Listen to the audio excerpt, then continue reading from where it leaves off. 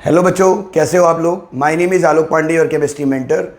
Today's video is all about the NCERT questions. पिछले lecture में मैंने आपको क्वेश्चन नंबर 12 तक बता दिया था। हम पढ़ क्या रहे हैं, हम पढ़ रहे हैं chapter number 1 some basic concept of chemistry के एनसीईआरटी क्वेश्चंस। तो 12 क्वेश्चन 12 क्वेश्चन हम लोग डिस्कस कर चुके थे।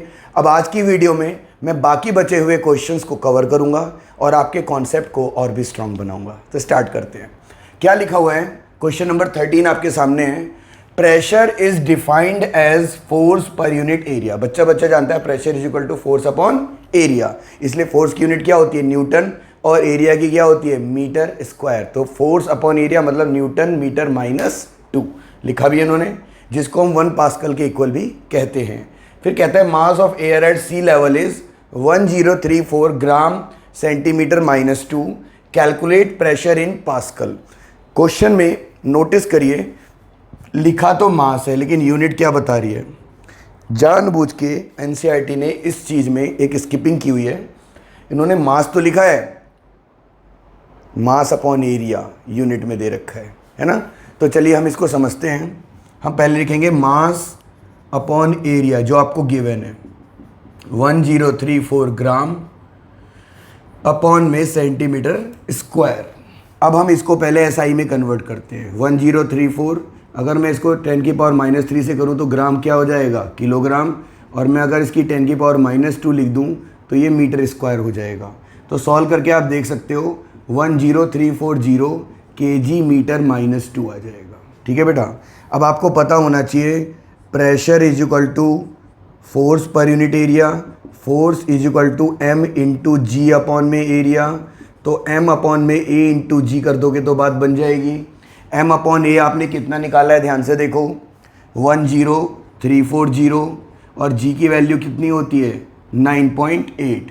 तो अप्रॉक्सीमेटली ये 101,327,325, हाँ एग्जैक्टली 101,325 एग्जैक्टली आ जाएगा। तो अगर आप इसको कन्वर्ट करना चाहें तो आप इसको 1.01325 इंटू 10 की पावर 5 पास्कल भी लिख सकते हैं, या न्यूटन -2 भी लिख सकते हैं। समझ में आया, आपने सुना भी होगा। ये एग्जैक्टली वर्ड मैंने इसलिए यूज़ किया क्योंकि 1.01325 बार 1 ATM के बराबर होता है, और एक बार में 10 की पावर 5 पास्कल है। तो अगर आप 10 की पावर 5 पास्कल को बार बना दो तो ये कहीं ना कहीं 1.01325 बार आया है, और अगर आप उसको ATM करना चाहो तो ये पूरा का पूरा 1 ATM है। तो रियल में इन्होंने बताया है एटमॉस्फेरिक प्रेशर के बारे में। तो वो वाला कॉन्सेप्ट कि एटमॉस्फेरिक प्रेशर 1 ATM होता है, जिसमें कोई लिक्विड बॉयल करता है, इवेपोरेशन प्रोसेस का नाम है, उसी चीज़ को इन्होंने एक क्वेश्चन में कन्वर्ट किया है। तो सी लेवल का इन्होंने मास दिया, गैस का, एयर का, और उसको फिर जी से मल्टीप्लाई करके ये कन्वर्जन लेके आए। क्या आया बताओ, आंसर याद भी कर सकते हो, 1.01325 इंटू 10⁵ पास्कल, या 1.01325 इंटू 10 की पावर 5 न्यूटन मीटर -2। क्लियर हो गया। चलिए अब हम आगे बात करते हैं। What is SI unit of mass. तो आप बोलोगे किलोग्राम। मास की एसआई यूनिट क्या है, तो बेटा आपको क्या बताना है, किलोग्राम। अब है क्या ये, तो 1 kilogram is mass of a block having platinum iridium. जो रेफरेंस ब्लॉक का कंपोनेंट पार्ट लिया था वो क्या था, platinum iridium, kept in France lab. It is standard unit used to measure mass at world level। मतलब क्या है कि SI का मतलब होता है सिस्टम इंटरनेशनल डी यूनिट, मतलब international system of unit which is world wide accepted and applied. तो क्या हुआ कि मास को कोई ग्राम में, कोई किलोग्राम में, कोई पाउंड्स में, कोई टन में, कोई क्विंटल में मेज़र करता था। तो फ्रांस में एक लैब के अंदर मीटिंग करी साइंटिस्ट ने, उन्होंने बोला प्लैटिनम इरिडियम का एक ब्लॉक लिया और उसके मास को उन्होंने क्या बोला कि ये 1 kg मास है, और इसी के रेस्पेक्ट में बाकी चीज़ों को कन्वर्ट करेंगे। तो एक तरीके से रेफरेंस स्टैंडर्ड है और इंटरनेशनली एक्सेप्टेड यूनिट है मास की, एसआई यूनिट, ठीक है ना। जैसे लेंथ की क्या होती है मीटर, टाइम की क्या होती है सेकंड, करंट की क्या होती है एम्पियर, है ना, वैसे। चलिए अब हम आगे बात करते हैं। लिखा हुआ है what is mean by significant figure. तो इसका सिंपल सा मतलब है it is sum total of all the certain as well as uncertain digits। जितनी भी सर्टेन और अनसर्टेन डिजिट्स होती हैं उनके सम टोटल को ही आप क्या कहते हो, सिग्निफिकेंट फिगर्स। एग्जाम्पल मैंने बोला 500, तो ये 3 डिजिट फिक्स हैं, इसके बाद आप कितने भी जीरो बढ़ाओ या आप कितना भी राउंड ऑफ करो वो चेंजेबल है, बट ये 3 डिजिट को आप नहीं बदल सकते। तो आप यहाँ देख सकते हो कि आपने सर्टेन डिजिट्स कितनी ली, वो आपने बोली 3। अब आप अनसर्टेन की बात करो तो जैसे इस वक्त अनसर्टेन डिजिट्स आप देख सकते हो तो वो कितनी है बेटा, 4। अब मैं इसको एक हटा दूँ या एक बढ़ा दूँ तो अब ये कितनी हो जाएगी, 5। तो ये वेरिएबल है इसलिए इसका नाम क्या है, अनसर्टेन। अब दोनों को जोड़ दो, 5 + 3 कितना हो गया, 8। तो इसी को आप क्या बोलोगे, सिग्निफिकेंट फिगर। बाकी वीडियो में आप देखोगे हमारे लेक्चर्स में तो क्लियर भी हो गया होगा। तो चलिए आपको ये टॉपिक क्लियर हुआ, हमने क्वेश्चन नंबर 16 तक देख लिया। मैं साइड हो रहा हूँ, आप इसका स्क्रीनशॉट लें और इसको पूरा नोट डाउन करें, फिर हम आगे बढ़ते हैं। तो बच्चे आगे बात करते हैं हम लोग क्वेश्चन नंबर 17 की। क्वेश्चन नंबर 17 काफ़ी डेली लाइफ से रिलेटेड क्वेश्चन है और इसमें बहुत ही अच्छा पूछा गया है। देखो क्वेश्चन पढ़ते हैं पहले। A sample of drinking water is found to be contaminated. पीने वाला पानी प्रदूषित, कंटामिनेटेड है। क्यों? उसमें क्या मिला हुआ है, क्लोरोफॉर्म। ऐसा क्या कर रहा है क्लोरोफॉर्म? क्लोरोफॉर्म मिलने से क्या हो रहा है, carcinogenic. And level of contamination क्या है, 15 ppm। एग्जैक्टली सुनना, जो हम पानी पीते हैं वो बेसिकली हम तो घरों में आजकल आरओ यूज़ करते हैं, बट जो सप्लाई वाटर आता है वो पाइपलाइन के थ्रू आता है। और जो पाइपलाइन में पानी आता है वो पाइपलाइन के अंदर एल्गी, फंजाई, माइक्रो ऑर्गेनिज्म, गंदगी कुछ भी हो सकता है। तो उनको मारने के लिए पानी के अंदर जो सप्लाई वाटर होता है उसमें क्लोरोफॉर्म डाल दिया जाता है, जिससे अगर रास्ते में कोई भी कीड़ा मकोड़ा कुछ मिलता है या कोई एल्गी, फंजाई कोई भी है माइक्रो ऑर्गेनिज्म तो वो मर जाए, इसलिए क्लोरोफॉर्म डाला जाता है। हम लोग आरओ यूज़ करते हैं, बेस्ट है। फिल्टर यूज़ करते हैं, बेस्ट है। लेकिन अगर हम उसको डायरेक्ट पिए तो वो क्लोरोफॉर्म वाला पानी हम डेली अगर पिएंगे तो क्लोरोफॉर्म हमारी बॉडी में एक्यूमुलेट होता जाएगा और एक टाइम ऐसा भी हो सकता है कि डेथ हो जाए। डेथ होने को क्या कहते हैं, कार्सिनोजेनिक। इसमें एक क्वेश्चन आया हुआ है what is the unit of water pollution. तो आप देख सकते हो ppm, पार्ट्स पर मिलियन, ठीक है ना। 2 होते हैं, ppb पार्ट्स पर बिलियन और एक होता है ppm पार्ट्स पर मिलियन। तो जो मोस्ट फेमस यूनिट है वाटर पॉल्यूशन यूनिट मेजर करने की वो क्या है, ppm। अब इसी के बेसिस पर उसने बोला हुआ है कि सीधी सीधी बात है, पानी के अंदर मिला है क्लोरोफॉर्म और लेवल ऑफ कंटामिनेशन है 15 ppm।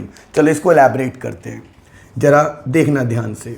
वो कहता है क्लोरोफॉर्म किस में डिजॉल्व है, वाटर में। तो बेटा ये क्या है, सॉल्यूट, और ये क्या है, सॉल्वेंट। ये क्या है, B, तो ये क्या है, A। अब 15 ppm होता क्या है, 15 पार्ट्स पर million. By mass means, by mass का क्या मतलब हुआ कि 15 ग्राम क्लोरोफॉर्म मिला हुआ है 10⁶ ग्राम किसमें, वाटर में नहीं, सॉल्यूशन में। किसमें बेटा, सॉल्यूशन में। जैसे mass percentage percent out of क्या होता था 100, तो 100 क्या होता था, सॉल्यूशन। ऐसे पार्ट्स पर मिलियन, तो मिलियन क्या है, सॉल्यूशन का मास। तो इसमें आप W भी निकालोगे तो कितना आ गया, 15 ग्राम। W ऑफ सॉल्यूशन कितना है, 10⁶, और WA कैसे निकलेगा, सॉल्यूशन माइनस सॉल्यूट, 9,99,985 ग्राम। अब मैं आपसे पूछूं MB बताओ क्लोरोफॉर्म का, तो 119.5। MA बताओ वाटर का, तो सब जानते हैं कितना होता है, 18। सब कुछ आपको पता चल चुका है। ये WA को मैं सेपरेट कर देता हूँ। पहले पार्ट में आपसे कहता है मास परसेंटेज निकालो। कैसे निकालते हैं मास परसेंटेज आप, WB अपॉन में W ऑफ सॉल्यूशन इंटू 100, तो 15 अपॉन में 10⁶ इंटू 100, तो 0.0015% आ जाएगा। बोलो सही है। चेक कर लो, 10 की पावर -4, तो जब -4 अप्लाई होगा तो 2 तो ये प्लेस हो गए, 2 डेसिमल 0 लगा दिए डेसिमल से बाद में, ठीक है। तो 0.0015%। आगे आपसे कहता है मोलैलिटी निकालो। अब मोलैलिटी का फॉर्मूला क्या होता है, WB/MB into 1000 divided bye WA। तो WB कितना है 15, MB कितना है 119.5 इंटू 1000 और WA कितना है 9,99,985। अब इसे आप सॉल्व करोगे, सॉल्व करते वक्त अपने रफ में इसको 10 लाख मान लेना और आंसर में अप्रॉक्सीमेशन ले आना। तो अभी फ़िलहाल मैं आपको आंसर बता देता हूँ, ये होगा 1.255 इंटू 10 की पावर -4 और यूनिट होती है मोलैलिटी की, मोल पर केजी। अगर आपको समझ आ रहा है बिल्कुल क्लियर। चलिए आगे कहता है express in scientific notation. Scientific का मतलब डेसिमल पहले नॉन जीरो के बाद होगा। तो ये हो जाएगा बेटा 4.8, left to right power negative, तो 10 की पावर क्या आएगा -4। यहाँ पे ये कॉमा सिर्फ आपको पागल बना रहा है, यहाँ डेसिमल मानो, यहाँ लेके जाओ 1 2 3 4 5 प्लेसेस, तो 2.34 जीरो लगाना है लगाओ, इंटू 10 की पावर 5। आई विल सजेस्ट कि आप जीरो को लगे रहने दो। यहाँ बेटा आपने यहाँ पे डेसिमल शिफ्ट किया यहाँ से, तो ये हो गया 8.008 इंटू 10 की पावर 3। यहाँ पे आपने इधर से इधर शिफ्ट किया पहले नॉन जीरो के बाद, जीरो को छोड़ के बाकी सारे क्या होते हैं नॉन जीरो, ठीक है। अब ये हो जाएगा 5.000 इंटू 10 की पावर 2। इसमें तो कुछ नहीं है, फिर भी आपको इसको स्टैंडर्ड फॉर्म में लिख देना है। आई थिंक इसमें एक जीरो ज़्यादा लग गया है, 012 होना चाहिए, 012 इंटू 10 की पावर 0, ठीक है। और वैसे भी होता तो कोई फ़र्क नहीं पड़ता। आगे देखते हैं, सिग्निफिकेंट फिगर पूछ रहे हैं, तो इसमें सिर्फ नॉन जीरो काउंट होंगे। बताया था मैंने, अगर नंबर जीरो से स्टार्ट हो रहा है तो स्टार्टिंग जीरोस नहीं लेने। तो कितने सिग्निफिकेंट फिगर हैं 2, यहाँ कितने हैं 3, यहाँ कितने हैं 4, यहाँ पे सिर्फ जब विदाउट डेसिमल हो तो नॉन जीरो काउंट होते हैं, तो कितने आएंगे 3, यहाँ पे कितने आएंगे चारों के चारों, यहाँ पे कितने आएंगे 5। क्लियर है। अब आप कहता है round off up to 3 significant figure. तो आपका थर्ड सिग्निफिकेंट फिगर यहाँ 2 है, यहाँ थर्ड सिग्निफिकेंट 4 है, यहाँ थर्ड सिग्निफिकेंट फिगर 9 है और यहाँ 0 है। तो पहले हम अंडरलाइन कर लेंगे, अब अपना काम शुरू करेंगे। 2 को राउंड ऑफ करना है तो आगे 1 है, 1 के बाद 6 है, लेकिन 1 बड़ा भी होगा तो कितना हो पाएगा 2, और 2 तो 5 से क्या होता है छोटा। दोबारा सुनो, हमें नेक्स्ट नंबर के बेसिस पे राउंड ऑफ करना होता है, बट हमने देखा कि 1 के आगे 6 भी है, तो 1 के आगे 6 हुआ तो 1 क्या हो जाएगा 2, और 2 के बाद 2 है। कहने का मतलब नेक्स्ट डिजिट को राउंड ऑफ करते वक्त अगर उसके बाद भी कोई डिजिट हो तो बस इतना देख लेना कि वो जो डिजिट है, जैसे 1 है, 1 2 3 कोई फ़र्क नहीं पड़ता। 4 होता तो ध्यान रखते, फिर ऑड इवन वाला केस लगता ना, 4 5 में कन्वर्ट हो जाता। तो यहाँ तो 1 है तो हमें कुछ सोचना ही नहीं है, 34 पॉइंट क्या लिखा 2, बात ख़त्म। फिर यही 4 के बाद 1 है तो यहाँ पे आपने सीधे 10.4 लिखा, बात ख़त्म। यहाँ पे बेटा 0.04597 है तो 9 10 बनेगा, तो ये हो जाएगा 460। यहाँ पे आपने क्या करना है, पहले इसको साइंटिफिक में कन्वर्ट करना पड़ेगा, क्योंकि राउंडिंग ऑफ के लिए नंबर डेसिमल फॉर्म में होना ज़रूरी है। तो अभी हो जाएगा 2.808 इंटू 10 की पावर 3। थर्ड प्लेस को राउंड ऑफ किया आपने, अब ये हो जाएगा 2.81 इंटू 10 की पावर 3 और वापस उसी फॉर्मेट में ले आए 2810। क्लियर हुआ। देख लीजिए इसको अच्छे से, प्रॉपरली समझ में आ गया। चलिए स्क्रीनशॉट ले लीजिए और आगे बढ़ते हैं। तो बच्चों आगे बात करते हैं। ये आपके सामने आया क्वेश्चन नंबर 21। क्वेश्चन नंबर 21 क्या कह रहा है, मास ऑफ N2 गिवन है आपको डिफरेंट और मास ऑफ O2 गिवन है। अब इसमें आपसे कहा क्या जा रहा है, आपसे कहा जा रहा है which chemical combination is obeyed. वैसे एक्चुअली लॉज के ऊपर बहुत रेयर क्वेश्चन आते हैं, इकलौता क्वेश्चन एनसीईआरटी में मुझे दिखाई दे रहा है एक्सरसाइज में। ये क्या कह रहा है उसको समझते हैं और बहुत ईजी आपको समझ आ जाएगा। जैसे अगर आप क्या करें, या तो नाइट्रोजन के मास को फिक्स कर लें या तो O2 को फिक्स कर लें। मान लो अगर हम ए पार्ट की बात करें, लेट अस फिक्स 14 ग्राम N2 एज फिक्स्ड मास, तो क्या होगा। पहले पार्ट में 14 ग्राम N2 से 16 ग्राम क्या है O2, दूसरे पार्ट में 14 ग्राम N2 से 32 ग्राम O2, थर्ड पार्ट में 14 ग्राम N2 से निकालना हो, ऑब्वियसली 28 से दिया है 32, तो इसका हाफ हुआ तो 32 का हाफ भी कितना हो जाएगा, ठीक है, 16 ग्राम। इसके बाद फोर्थ पार्ट 14 ग्राम N2 से अब आप क्या करोगे, 80 का आधा क्या कर दोगे, 40 ग्राम O2। अब आप इसके रेशियो, मास का रेशियो देखो, 16, 32, 16 और कितना है 40, सही बात है। अब आप इसको अगर आपस में डिवाइड करो तो क्या आएगा बताओ, सिंपलेस्ट रेशियो डिवाइड करो। आप एक काम कर सकते हो, 4 से डिवाइड करो। अगर आप इस सबको 4 से डिवाइड करोगे तो क्या आएगा, 4 4 जा 16, 4 8 जा 32, 4 4 जा 16 और ये 10, फिर 2 से करो, 2 4 2 5, है ना। देखने एक बार चेक करो, जब 2 से डिवाइड किया तो 2 2 जा, 2 4 जा, 2 2 जा और 2 5 जा, तो ये क्या आ गया, मल्टीपल रेशियो। कैसा रेशियो आया ये, मल्टीपल रेशियो। मतलब जब एक का मास फिक्स हो गया और दूसरे के मास में सेम नहीं आ रहा, अगर ये सब 2 2 2 2 आता तो इसे कहते हैं लॉ ऑफ कांस्टेंट कॉम्पोजिशन। अब ये डिफरेंट आया है तो इसे हम बोलेंगे law of multiple proportion, hence law of multiple proportion followed. Multiple proportion is followed. कौन सा लॉ फॉलो हुआ यहाँ पे, लॉ ऑफ मल्टीपल प्रोपोर्शन। आगे आपसे कहता है 1 किलोमीटर को किस में कन्वर्ट करो, मिलीमीटर में। तो आप कन्वर्ट करके देखो, 1 किलोमीटर में क्या होता है 1000 मीटर, और 1 मीटर में कितने मिलीमीटर होते हैं 1000 मिलीमीटर। तो 10 की पावर 3 और 10 की पावर 3, तो टोटल कितना हो गया 10 की power 6 millimetre. Is this clear. दूसरे पार्ट में आपसे क्या कह रहा है, पीकोमीटर।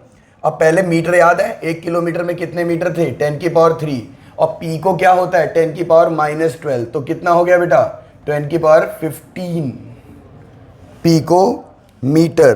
क्लियर। 1 मिलीग्राम में कितने किलोग्राम, तो 10 की पावर -3। फिर 1 मिलीग्राम में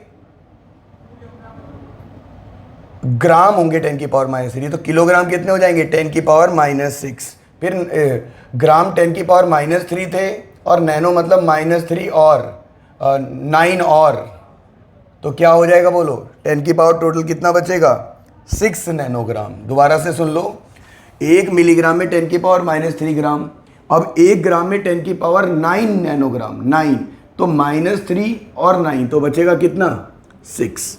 1 मिलीलीटर में कितने लीटर 10 की पावर -3 लीटर। ये तो बिल्कुल क्लियर है। 1 लीटर 1 डेसीमीटर क्यूब के बराबर होता है, तो ये सेम का सेम रहेगा 10 की पावर -3 डेसीमीटर क्यूब। क्लियर है। तो ये यूनिट कन्वर्जन आपको क्लियर हो रहे होंगे। अब आपको नेक्स्ट क्वेश्चन बोला हुआ है, स्पीड ऑफ लाइट इज 3 × 10 की पावर 8 मीटर पर सेकेंड। फिर कहता है calculate distance covered by light in 2 nano seconds. तो आप देख सकते हो, पहले तो 2 नैनो सेकेंड को सेकेंड बनाना होगा, तो क्या होगा 2 × 10 की पावर -9, और दूसरा स्पीड दे रखी है, तो आपको पता है speed is equal to nothing but distance upon में टाइम, राइट। अब आपको निकालना क्या है डिस्टेंस, तो डिस्टेंस इज इक्वल टू क्या हो जाएगा स्पीड इंटू टाइम। तो स्पीड कितनी है 3 × 10 की पावर 8, और टाइम कितना है 2 × 10 की पावर 9, तो 3 2 या 6 और 10 की पावर -9 और 8, तो 10 की पावर -1 बचा, तो 0.6 मीटर। क्लियर है। अगले वाले क्वेश्चन में लिमिटिंग रिएजेंट निकालना है। तो लिमिटिंग कैसे निकालते हैं, इसका 1 मोल है और 1 एटम है। इसका 1 मोल है बट 1 मॉलिक्यूल है। एटम कितने हैं इसमें 2। इसका 1 मोल है 1 मॉलिक्यूल है, लेकिन इसकी एटॉमिसिटी कितनी है 3। अब इस पर हम बात करते हैं। 300 एटम ऑफ ए और 200 मॉलिक्यूल बी। अगर एक एटम से एक मॉलिक्यूल, तो 300 एटम से इसके मॉलिक्यूल कितने होने चाहिए थे 300, बट गिवन कितने हैं 200, तो हम बोलेंगे B इज LR। B क्या है LR। दोबारा सुन लो, इसके एक एटम से इसका एक मॉलिक्यूल दिख ही रहा है दूर से, तो इसके 300 एटम से इसके कितने मॉलिक्यूल होने चाहिए थे 300, बट दिए कितने मॉलिक्यूल हैं 200, तो कम दिए हुए हैं, तो कम को क्या कहते हैं लिमिटिंग रिएजेंट। 2 मोल से 3 मोल, अगर 1 मोल से 1 मोल है तो 2 मोल से 2 मोल होना चाहिए था। कितना दिया हुआ है 3 मोल, तो हम यहाँ पे B क्या बोलेंगे एक्सेस। तो इसीलिए आप A को क्या बोल दोगे लिमिटिंग रिएजेंट। 100 एटम से 100 मॉलिक्यूल, अगर 1 एटम से 1 मॉलिक्यूल है तो 100 एटम से मॉलिक्यूल भी कितना होना था 100, तो हम बोलेंगे नो एलआर, कोई लिमिटिंग रिएजेंट नहीं है। 5 मोल से 2.5 मोल, सोचो इसके 1 मोल से इसका 1 मोल, तो इसके 5 मोल से इसका 5 होना चाहिए था, बट दिया कितना है 2.5, तो हम बोलेंगे B इज एलआर। दिमाग लगाना है, दोबारा सुनो, 1 मोल से 1 मोल, तो 5 मोल से 5 मोल ऑफ B2, दिया कितना है 2.5। दूसरा देखो, इसके 2.5 मोल से इसका 5 कह रहा है, इसके 1 मोल से इसका 1 मोल, तो इसके 2.5 से इसका 2.5 होना था, दिया कितना है 5, तो हम बोलेंगे B क्या है ER, ER समझते हो, एक्सेस रिएजेंट, तो A क्या हो गया LR, नहीं दिख रहा है यहाँ तो इधर देख लो, B क्या है ER और A इसीलिए ऑटोमेटिकली क्या है LR, LR मतलब क्या होता है लिमिटिंग रिएजेंट। क्लियर है, एक बारी चेक कर लीजिए, एक पॉज लेके फटाफट स्क्रीनशॉट लेके जल्दी नोट करिए। तो बच्चों आगे बात करते हैं क्वेश्चन नंबर 24 की। क्वेश्चन नंबर 24 क्या कह रहे हैं, रिएक्शन आपके सामने गिवन है, N2 प्लस 3H2 क्या बना रहा है 2NH3। अब आपसे कहता है calculate mass of ammonia produce when 2000 2 × 10⁻³ क्या हुआ 2000 ग्राम N2 react with 1000 gram H2। क्या करना है वो देखिए, सबसे पहले तो आप सिंपल रिएक्शन लिखेंगे, N2 plus 3H2 gives 2NH3, यहाँ गिवन मास लिखेंगे, नाइट्रोजन का कितना बोला 2000, हाइड्रोजन का कितना बोला 1000, मोलर मास 28 और इसका कितना होगा 6। ठीक है बेटा, फिर मोल निकालेंगे 2000 अपॉन 28 और ये 1000 डिवाइडेड बाय 6, फिर विद रेस्पेक्ट टू कोफिशिएंट निकालेंगे, तो इसका कोफिशिएंट तो 1 ही है, तो ये 2000 अपॉन 28 रहेगा, ये 1000 6 फिर 3, तो 1000 अपॉन कितना आ जाएगा 18। अगर मैं इसे 1000 के कॉन्सेप्ट में करूँ तो ये 1000 बाय कितना है 14 और ये 1000 बाय क्या है 18, तो इसका मतलब कंफर्म है कि 1000 बाय 14 बड़ा होगा या 1000 बाय 18 बड़ा होगा। सोचिए ज़रा, दोबारा सुन लीजिए, नाइट्रोजन आपको कितना गिवन है 2000 ग्राम, नाइट्रोजन का मोलर मास कितना है 28 ग्राम।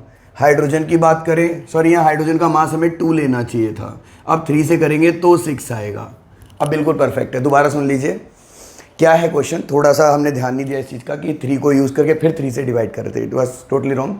हमें क्या करना था, given mass molar mass N2 का 28, हाइड्रोजन का 2 लेना था, फिर कोफिशिएंट से डिवाइड किया, ये तो 1 ही है, इसको 3 से किया तो जब 2 के डिवाइड में 3 करेंगे तो ये 6 आ जाएगा। ठीक है ना, तो मैं दोबारा लिख देता हूँ, यहाँ पे डिवाइड बाय 2 किया और ये जब दोबारा 2, ये देखो मैं करना क्या चाह रहा हूँ कि 1000 बाय 2 डिवाइडेड बाय 3, तो ये ओवरऑल कितना आ गया 1000 बाय 6। अब 2000 बाई 28 और 1000 बाई 6 में अगर आप देखेंगे तो ऑब्वियस सी बात है ये क्या आ जाएगा एक्सेस रिएजेंट और ये क्या आ जाएगा लिमिटिंग रिएजेंट, और लिमिटिंग से फिर हम इसको रिलेट करेंगे। कैसे रिलेट करेंगे, क्या होता है N2 का 28, NH3 का 17 2 जा 34 ग्राम अमोनिया, फिर मैं कहूँ 1 ग्राम N2 से बताइए तो 34 अपॉन 28, फिर मैं बोलूँ 2000 ग्राम N2 से बताओ तो आप क्या करोगे 34 अपॉन में 28 इंटू क्या कर दोगे 2000। सही बात है ना। अब इसको आप सॉल्व करो, सॉल्व करके 2428.6 ग्राम आ जाएगा अमोनिया। बोलो क्लियर है, थोड़ा छोटा लिखा है, कॉन्सेप्ट क्लियर हो गया। फिर कहता है कोई अनरिएक्टेड है, जो एक्सेस है वो अनरिएक्टेड है, तो बोलोगे H2 इज ER या एक्सेस रिएजेंट। फिर वो कहता है कि कितना अनरिएक्टेड है, कितना मास बच गया।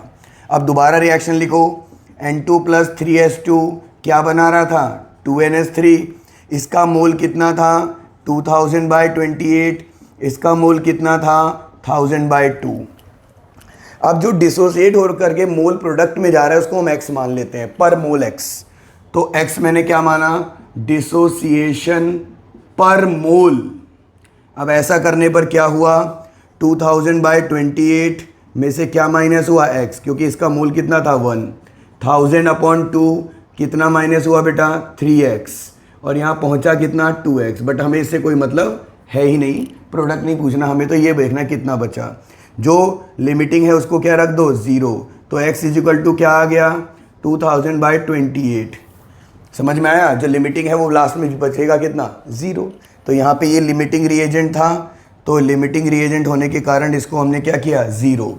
Now moles of H2 left, वो कैसे निकालेंगे आप, 1000/2 मतलब 500 माइनस 3x, 500 3x कितना है, 2000/28। ठीक है बेटा, तो अब ये आ जाएगा 500 माइनस, इसको अगर आपने किया तो 1000/14, 3/14, तो 3/14 और इंटू 1000। ठीक है बेटा, तो मेहनत तो लगी सॉल्व करने में, तो जो भी मोल बचता है, अब इसके बाद हम इसे सॉल्व कर ही लेते हैं। 500 कॉमन ले लेते हैं, थोड़ा स्पेस है हमारे पास। 500 हमने यहाँ पे कॉमन लिया, तो ये बचा 1 माइनस, ये हो गया 6/14, तो 14 माइनस 6 कितना होता है, 8, तो 8/14 इंटू 500, तो n ऑफ S2 कितना आ गया, 8/14 इंटू 500, और W ऑफ S2 पूछ रहा है, तो 8/14 इंटू 500 और इंटू मुझे और क्या करना पड़ेगा, 2। बोलो क्लियर हो गया? तो जब मैं इसको सॉल्व करूँगा तो ये जो मास आएगा ये आएगा 571.42 ग्राम। चेक कर लेना, देख लो एक बारी, क्लियर है? दोबारा बता दो एक बार ये क्वेश्चन। चलो, क्वेश्चन क्या कह रहा है, नाइट्रोजन और हाइड्रोजन N2+3S2 क्या बना रहा है, 2NH3। इस 2NH3 में रिएक्शन में आपने सबसे पहले गिवन मास को देखा, गिवन मास 2000, इसका मास बेटा कितना था, 1000। मोलर मास N2 का 28, यहाँ 3S2 था, बट अपने को क्या लेना है, सिर्फ S2, क्योंकि हम कोफिशिएंट को अगले स्टेप में यूज़ करेंगे। मोल निकाल के कोफिशिएंट से डिवाइड किया, N2 का कोफिशिएंट कितना था, 1, तो हमने कुछ नहीं करना था, 1 तो सेम ही हो गया।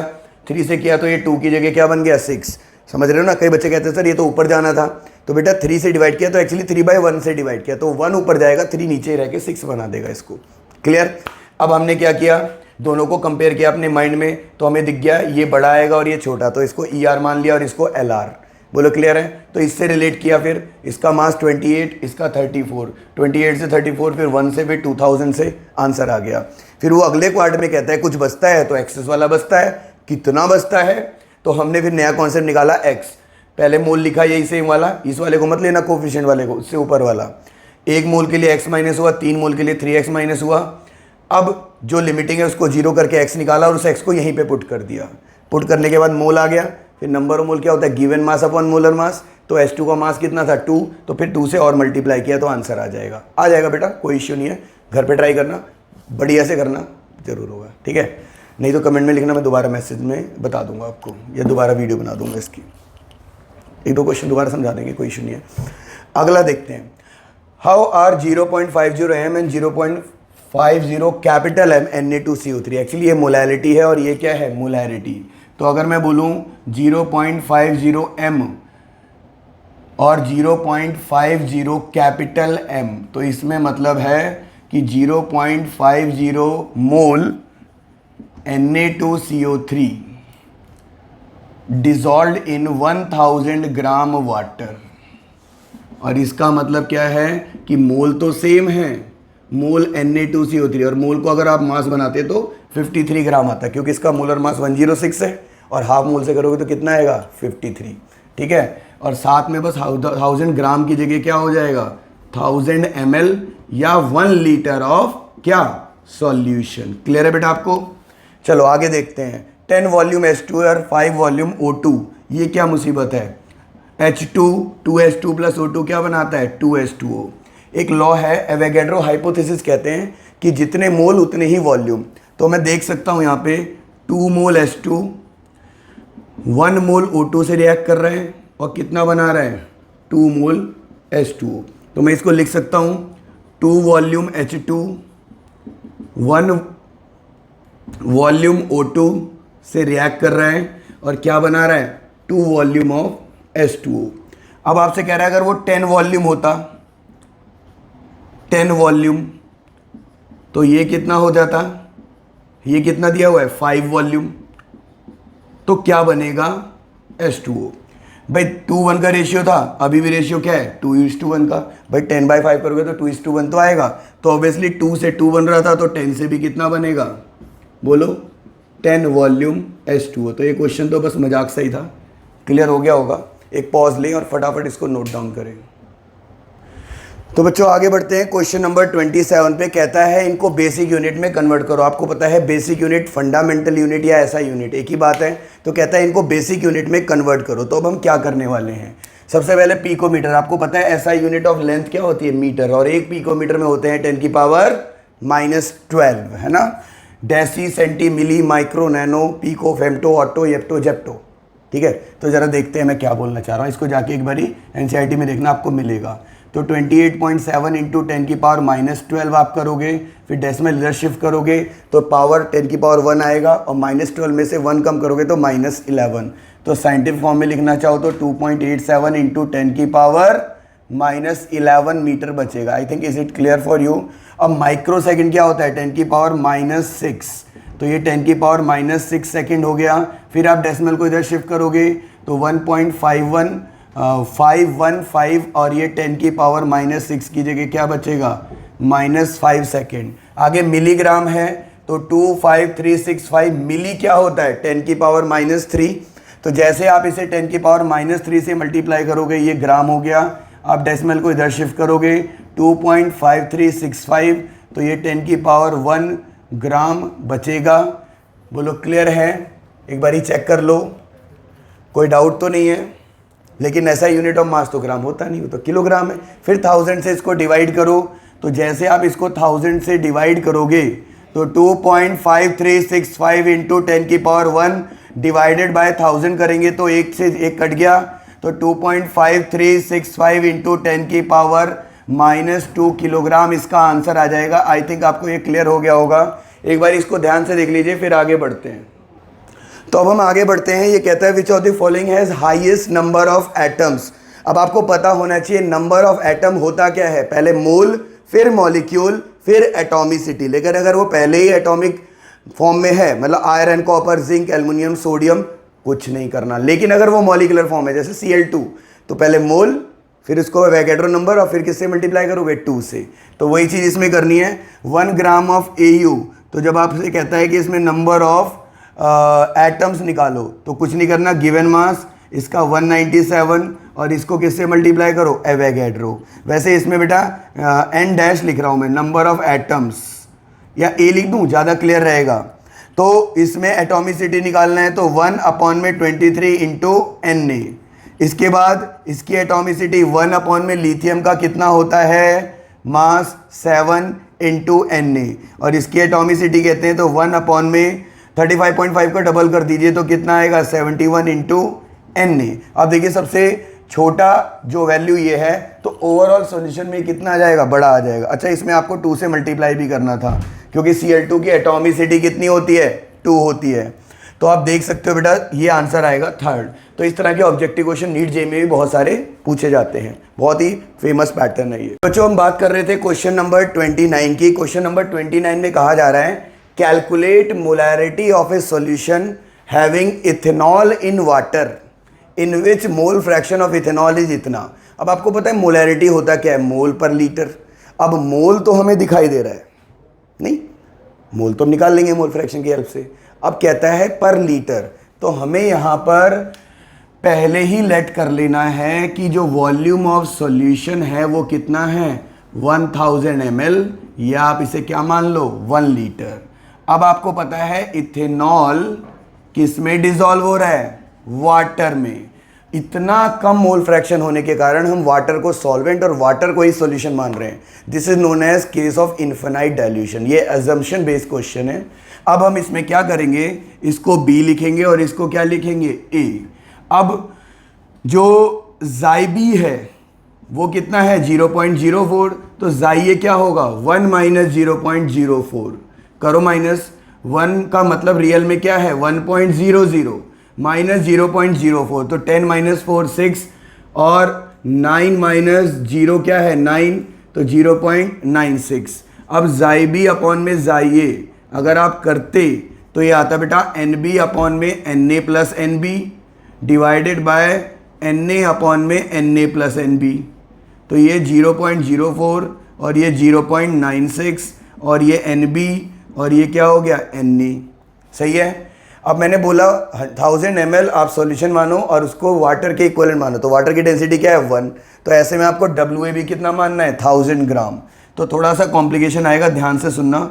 ये 4 से आपने काटा, 4 2 जा 8, 4 4 जा 16, तो 1/24 इज इक्वल टू NB और Na क्या लेंगे आप 1000 अपॉन में वाटर का 18, तो NB is equal to 1/24 into 1000 divided by 18।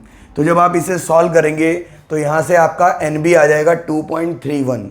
कितना आ जाएगा बेटा 2.31 mole is nothing but NB, और मोलैरिटी क्या होता है NB इंटू 1000 अपॉन में 1000, तो ऑब्वियसली सेम आ जाएगा 2.31 मोल पर litre is the molarity. I think आपको ये समझ में आ गया होगा। फटाफट इसे नोट डाउन करें, हम आगे बढ़ते हैं। तो बच्चों कंटिन्यू करते हैं क्वेश्चन नंबर 30 से। कहता है what is the mass of 1 carbon 12 isotope in gram. तो आपको पता होना चाहिए मोलर मास ऑफ कार्बन 12 कितना होता है 12 ग्राम पर मोल। इसका मतलब क्या है कि 1 mole carbon 12 is equal to 12 gram. एक मोल में कितने एटम 6.022 इंटू 10 की power 23 atoms of carbon 12 is equal to 12 gram. तो एक एटम का मास अगर आप निकालोगे 12 अपॉन में एवोगैड्रो नंबर कर दोगे, हाँ या ना, सॉल्व कर लेना। अप्रॉक्सीमेटली ये 1.99 इंटू 10 की पावर -23 ग्राम आएगा। आप देख सकते हो, या तो आप पूरा 2 भी लिख दो, और अगर ये लिखोगे तो ये एग्जैक्ट है, नहीं तो वो लिख के आप अप्रॉक्स कर देना। फिर कहता है सिग्निफिकेंट, फाइनल आंसर में कितने सिग्निफिकेंट फिगर है। तो मल्टीप्लिकेशन डिवीजन क्या कहता था कि फाइनल आंसर में सिग्निफिकेंट फिगर जितने मिनिमम उतने आंसर में सिग्निफिकेंट फिगर मिनिमम। तो इसमें सिग्निफिकेंट फिगर कितने हैं 3, इसमें 5, इसमें 4, इसमें 4, तो आंसर में क्या आएगा मिनिमम सिग्निफिकेंट फिगर 3। सॉल्व नहीं करना। मल्टीप्लिकेशन में भी ये मिनिमम सिग्निफिकेंट फिगर क्या है 1, इसमें आपको डेसिमल प्लेस देखना पड़ता है। तो 5 4 9 5 14, तो 1 बचा, फिर 3 69 और 10, फिर 1 बचा, 2 8 2 10 2 12, फिर 1 बचा, ये 8, तो ये आ गया 0.8204। तो सिग्निफिकेंट फिगर मिनिमम कितने थे इसमें 3 4 और 3, तो आंसर में भी सिग्निफिकेंट फिगर कितने रखने हैं 3, तो इसका आंसर आ जाएगा 0.820। तो वैसे तो हमने सॉल्व कर दिया, बट इसमें आंसर में क्या लिख के आना है 3 सिग्निफिकेंट फिगर। फिर आपको क्या कहता है इसको सॉल्व करो, कुछ नहीं करना, आपने लिखना है 0.337 अपॉन में 100 इंटू 35.96 प्लस 0.063 अपॉन में 100 इंटू 37.96 प्लस 99.600 अपॉन में 100 इंटू 39.96। जब आप इसे सॉल्व करोगे, थोड़ा टफ तो रहेगा बेटा सॉल्व करना, लेकिन करोगे तो 34.95 आंसर जो आएगा वो आपका ग्राम पर मोल में अप्रॉक्स आ जाएगा। बोलो ठीक है, कर लोगे, आई गेस आप इसे ज़रूर कर लोगे। फिर आपसे कहता है अगला क्वेश्चन काफ़ी इंपॉर्टेंट है, कैलकुलेट नंबर ऑफ एटम्स। तो कहता है 52 मोल आर्गन। तो कुछ नहीं करना, इसमें तो नंबर ऑफ एटम्स निकालने के लिए आपने 52 को किससे मल्टीप्लाई कर देना है एवोगैड्रो नंबर से। एवोगैड्रो कितना होता है 6.022 इंटू 10 की पावर 23। थोड़ा मेहनत तो लगेगी, अगर आप इसे करोगे तो ये आएगा 3.13 इंटू 10 की पावर 25, 3.13 इंटू 10 की पावर 25 एटम्स। अगले में 52U दिया है, तो आपको पता होना चाहिए कि 4 ग्राम 4U का मतलब है कि 4 ग्राम इज इक्वल टू एक एटम का मास, मतलब 4U का मतलब क्या होता है mass of 1 atom is equal to 4U, क्योंकि एटॉमिक मास यूनिट होती है मास ऑफ 1 एटम। तो 4U का मतलब है कि एक एटम का मास 4U है, या उल्टा सोचो कि 4U is equal to 1 atom, तो 52U इज इक्वल टू क्या हो जाएगा। तो ऑब्वियसली 52 के लिए आप क्या करोगे 1/4 इंटू 52, कितने एटम्स आ जाएंगे 13 एटम्स। फिर आपसे कहता है 52 ग्राम में निकालो, तो आप पहले 52 को किससे डिवाइड करोगे 4 से, और फिर किससे मल्टीप्लाई करोगे एवोगैड्रो से। तो 13 इंटू 6.02 इंटू 10 की पावर 23। देख लो एक बार ध्यान से, तो 7.83 इंटू 10 की पावर 24 एटम्स इसका आंसर आ जाएगा। चलिए इसको जल्दी से आप पॉज लेके नोट करिए, फिर हम आगे बढ़ते हैं। तो बच्चों बात करते हैं एनसीईआरटी के क्वेश्चन नंबर 34 की। क्वेश्चन नंबर 34 को अगर आप ध्यान से देखें, बहुत ही इंपॉर्टेंट क्वेश्चन है, 3 मार्क्स में आता है और बहुत ज़्यादा इसको कंफ्यूज होने वाला क्वेश्चन है, तो बच्चे परेशान होते हैं। ध्यान से सुनिएगा। क्वेश्चन में आपसे क्या कह रहा है, a welding fuel gas contains carbon and hydrogen only when, पहले हम इसको एक्सप्लेन करते चलते हैं साथ साथ, कि कोई वेल्डिंग गैस है, उस वेल्डिंग गैस के अंदर 2 ही एलिमेंट हैं, एक तो कार्बन और एक हाइड्रोजन। इस वेल्डिंग गैस को जब ऑक्सीजन से रिएक्ट कर रहे हैं तो ऑक्सीजन से रिएक्शन के दौरान एक तो ये CO2 निकाल रहा है और क्या निकाल रहा है, वाटर। CO2 कितना है बेटा, 3.36 और वाटर कितना है, 0.690। यहाँ पे आपको देखना पड़ेगा कि CO2 से हम कार्बन को एक्सट्रैक्ट कर सकते हैं और H2O को हाइड्रोजन से, क्योंकि ऑक्सीजन तो बर्निंग में यूज़ हो रहा है।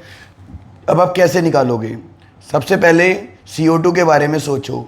CO2 में आप देख सकते हो कि 44 ग्राम अगर CO2 है तो उसके अंदर 12 ग्राम क्या है, कार्बन।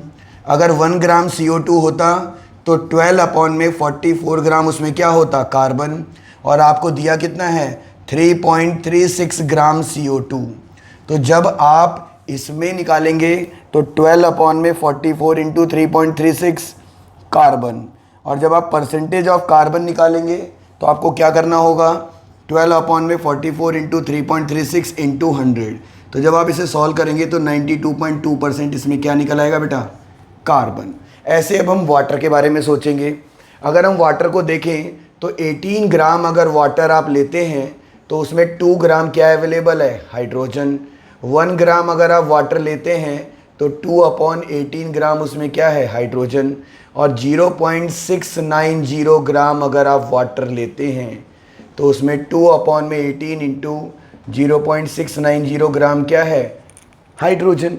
अब इसमें आपको निकालना है परसेंटेज ऑफ हाइड्रोजन, तो 2/18 इंटू 0.690 इंटू 100 करेंगे तो ऑलमोस्ट 7.7% क्या आ जाएगा, हाइड्रोजन। अब ये क्वेश्चन नॉर्मल क्वेश्चन की तरह बन गया है। अब आपको इसमें क्या लिखना है, टेबल बनानी है। पहले लिखना है एलिमेंट, कौन कौन सा एलिमेंट है बेटा, कार्बन और हाइड्रोजन। परसेंटेज ये 92.2 और ये 7.7। मोलर मास, कार्बन का 12 और हाइड्रोजन का 1। फिर आप क्या निकालते हो, रेशियो। 92.2 को 12 से करना, 7.7 को 1 से करना, तो ये भी ऑलमोस्ट 7.7 आएगा और ये तो है ही 7.7। फिर अगला कॉलम क्या होता है, कॉम्प्लीमेंट्री रेशियो।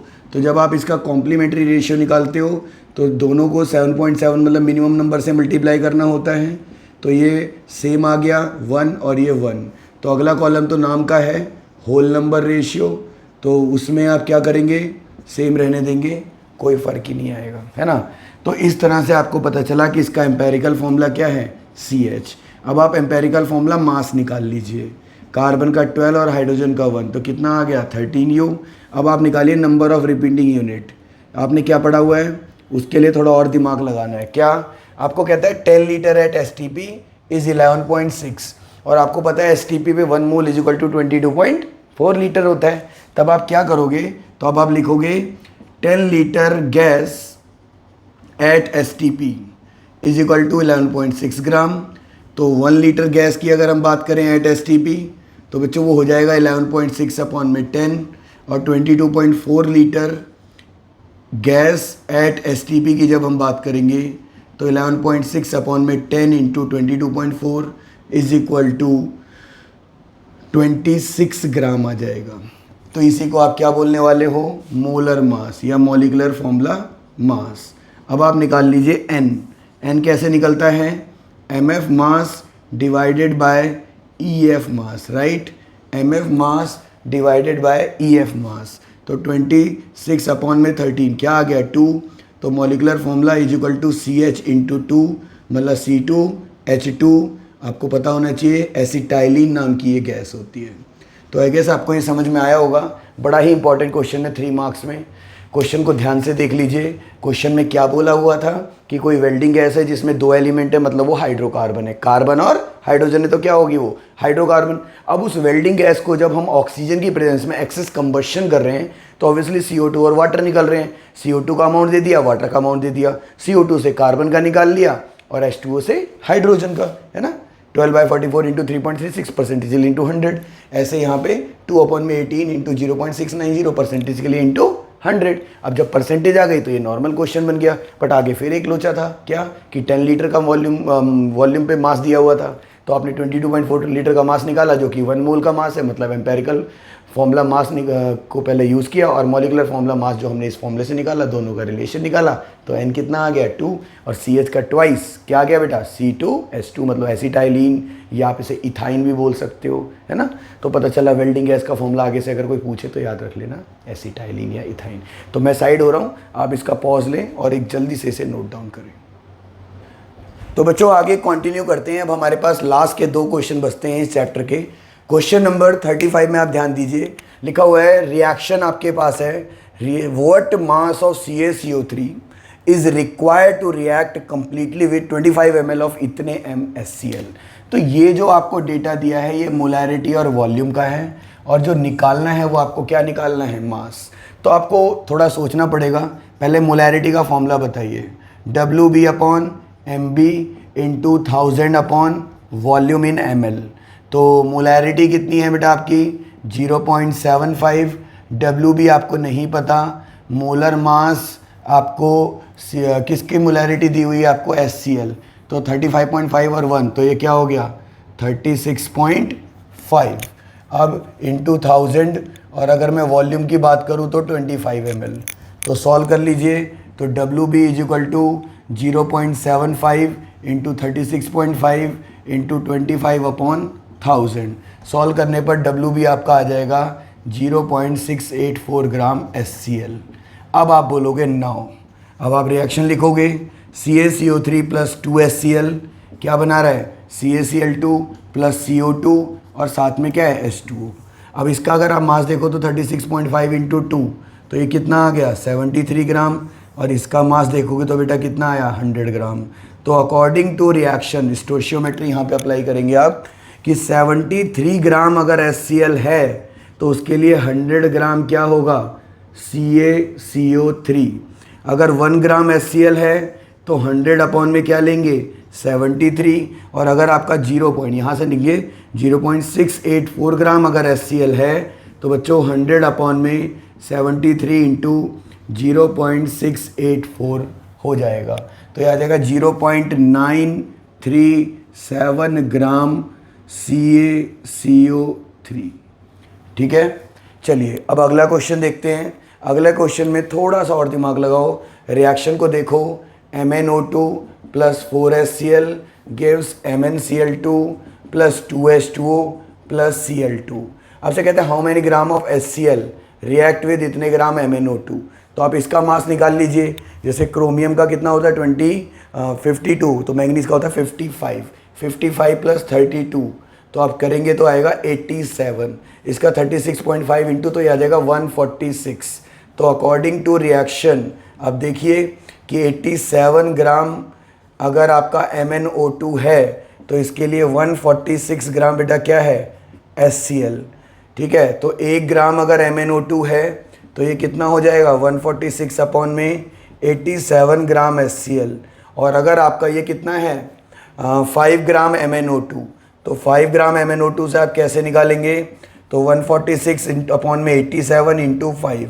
जब आप इसे सॉल्व करेंगे तो थोड़ी मेहनत तो लगेगी, लेकिन 8.39 ग्राम आपका HCl आंसर आ जाएगा। तो आई गेस आपको मेरी बात समझ में आ रही होगी, और ये वीडियो हमारा कंप्लीट होता है NCERT क्वेश्चंस का, और मैं उम्मीद करता हूँ आप इस वीडियो से सेटिस्फाइड होंगे और अपने सारे डाउट्स को कमेंट सेक्शन में भी पूछ सकते हैं, मुझसे पर्सनली भी पूछ सकते हैं नंबर पे। तो इसको बहुत ही मेहनत से कवर करें क्योंकि इसके ऊपर बहुत सारे क्वेश्चन आपके एग्ज़ाम में आने वाले हैं। Thank you so much, all the best, bye bye, good night, good day, take care.